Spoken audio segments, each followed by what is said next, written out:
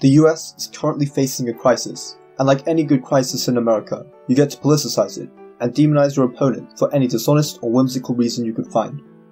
I'm just glad Brexit is over. But in all seriousness, there has been a shortage of baby formula, which was triggered by the shutdown of an Abbott Nutrition plant, Sturgis, with a 40% company market share, and the plant controlling a fifth of the nation's supply. American households have struggled to find infant formula to the point that 4 infants have sadly been hospitalized, with 2 already dead. This is a symptom of a much larger problem where 4 companies that include Abbott and Mead Johnson control roughly 90% of the infant formula market, and it stems from a government nutrition program called Women, Infants and Children, or WIC for short. More than half of American infant formula is through WIC, with only 2 companies serving nearly 90% of infants. Right now, emergency solutions instead of fixing long-term problems are prioritized. These companies actually bid for the contracts, with the lowest bidder getting the contracts, leading to massive cost savings.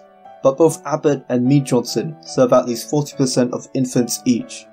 The funny thing is that these companies lose money on formula sold through WIC, but they benefit through indirect economic effects such as spillovers, which I will elaborate on later.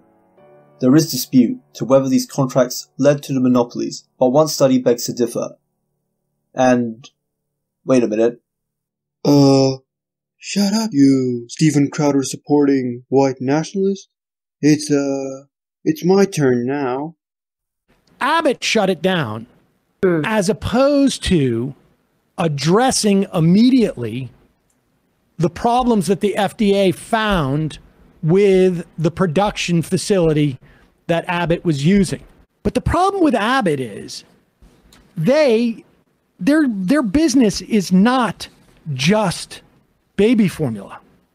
They have a bunch of other businesses. And so they don't need to address these problems. They can shut it down.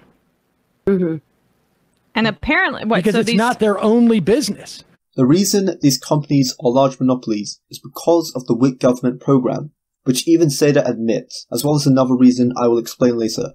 And I will show that Abbott's mistake wouldn't have had such a widespread effect if not for the WIC program, as recalls are common, but don't cause shortages. P.S. A company with many businesses often delegate their management locally. The reason Abbott's baby formula division is being negligent is due to their high market share, which as mentioned before is due to the WIC contracts, not because they have multiple businesses. The other problem is that WIC, which is the Women, Infants and Children program that supports women and children in food, it has an exclusive deal with Abbott, and the idea is that they get reduced prices for WIC, but it also gives them a lot more shelf space in the supermarkets. Right. And so it gives them a big competitive advantage. And they end up being the monopoly supplier for WIC. And so to the extent that there is a monopoly, it's only in the context of WIC. Seder is mostly correct about WIC, but the WIC program involves multiple baby formula monopolies due to how the contracts are structured. Now here's my main gripe with the video. No proponent of laissez-faire capitalism would advocate for these government handouts. This is closer to Keynesianism or welfarism, though Seder and his ilk would prefer that the government make the formula, so neither of us agree with this. Regardless, a USDA study implies that the WIC program is the cause of the high market shares of baby formula companies.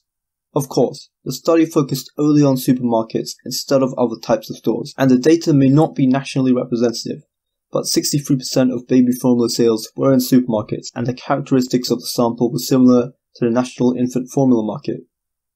Guessing the WIC contract has spillover effects via increased sales for non-WIC baby formula products. This can happen because retailers give more shelf space to the WIC firm, as Seder explained, better product placement from retailers, recommendations of the WIC product by hospitals and physicians, non-WIC consumers being reassured that the product is approved by the government via WIC, existing WIC participants buying more baby formula out of pocket, brand loyalty, recommendations by WIC participants, and feeding the same WIC brand of toddler formula. When WIC contracts switch between companies, the successful companies gain a substantial rise in market share, and this is true for California and all other states. How substantial? An average of 74% per state, while the manufacturer who lost the contract lost a market share of 73% on average. Firms who never held the same contract seem to have an insignificant change of 1%. Of course, this change obviously happens if you gain the contract rather than renewing your existing WIC contract, and relative price changes of competing retailers do not seem to be contributing to this massive change. Furthermore, WIC accounted for 84% of all milk-based formula sold by the three top companies. When you combine the findings of the study, along with 50% baby formula consumption being WIC, and two companies each providing nearly half of WIC contracts, we see that both Abbott and Mead Johnson each have 20% of US infant formula sales backing them, leading to their large market shares with the government's endorsement. So, what you're saying is, your, problem with me is that, my video it's clickbait. Huh, that's pretty weak. Almost as weak as your idol, Steven Crowder, refusing to debate me. Wow, you really are obsessed with Crowder, huh? Well, I am no fan of Steven Crowder anymore, and think he was too cowardly to debate you. But the WIC point wasn't my only contention with you blaming capitalism.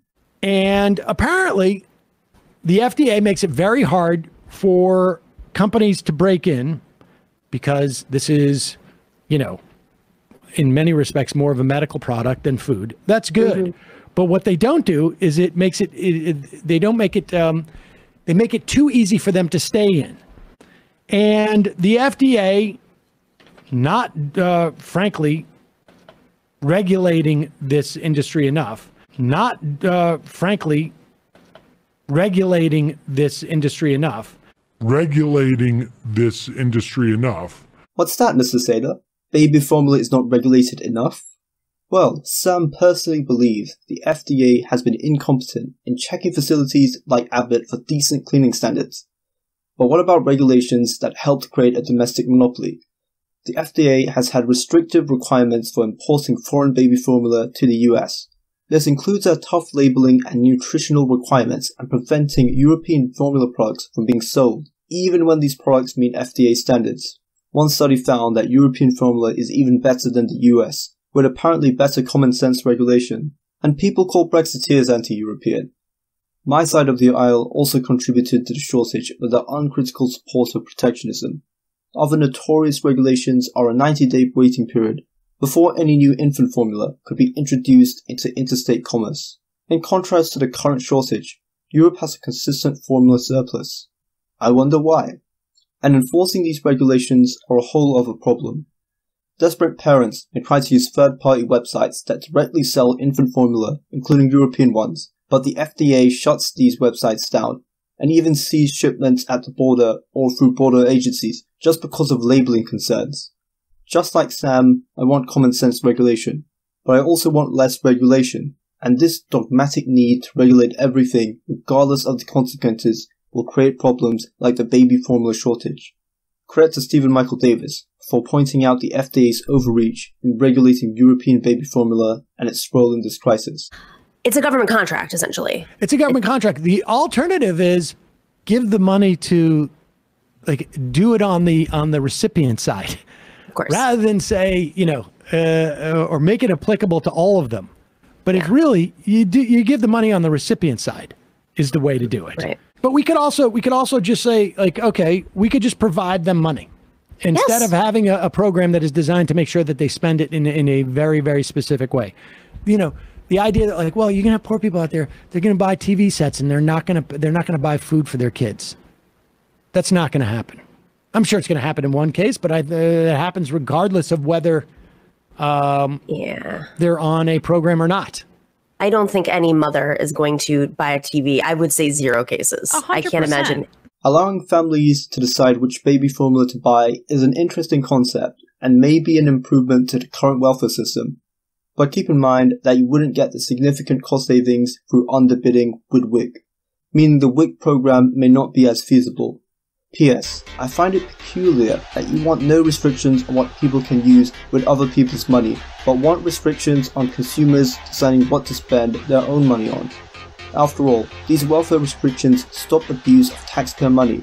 Considering how hot this topic is, I am thinking about doing another response to both the Young Turks and Kyle Kulinski in one video. Let me know what you think, and I'll also release a video on Britain's proposed wind tax next week. Anyways, I hope you enjoyed this video. If you did, please give a like and comment, as it really helps my video in the YouTube algorithm, and if you like economics and political commentary, consider subscribing. Maybe follow me on my Twitter, and see you later.